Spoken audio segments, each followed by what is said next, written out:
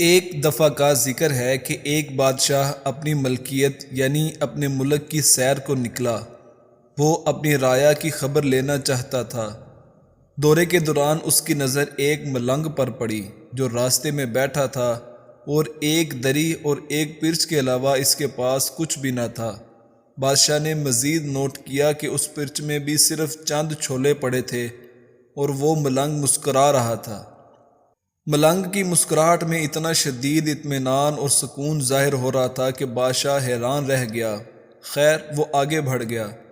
دوسرے دن پھر بادشاہ کی نظر اس پر پڑی اور وہ اسی طرح خوش باش۔ بادشاہ کی پالکی پھر بھی آگے بڑھ گئی۔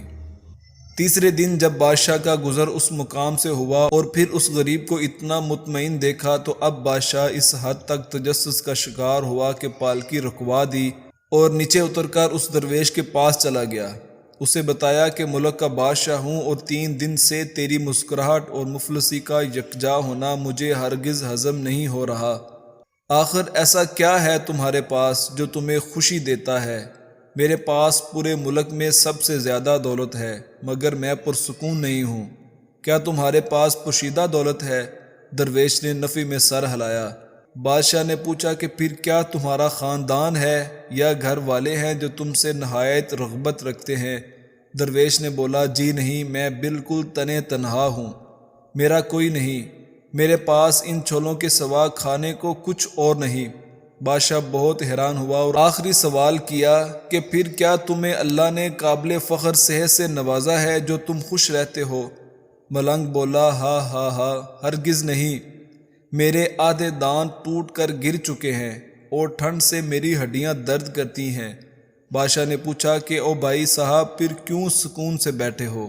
ملنگ بولا اللہ پر یقین رکھو، اس پر توکل کرو، اس نے تمہیں جس حالات میں اور جس بھی مشکل میں ڈالا وہ اس کا فیصلہ ہے، وہ تمہاری نشو و نما کے لیے ضروری ہے۔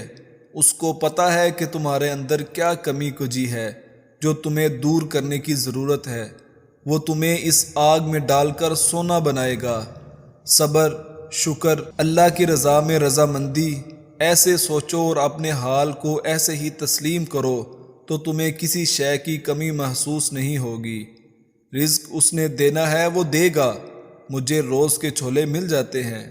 اللہ تعالی ہم کو ہر حال میں اپنا شکر ادا کرنے کی توفیق عطا فرمائے، آمین۔ جنہوں نے ابھی تک ہمارا چینل سبسکرائب نہیں کیا ان سے گزارش ہے کہ ہمارے چینل کو سبسکرائب کر لے اور بیل آئیکن کو دبا دے۔ جزاک اللہ خیرہ۔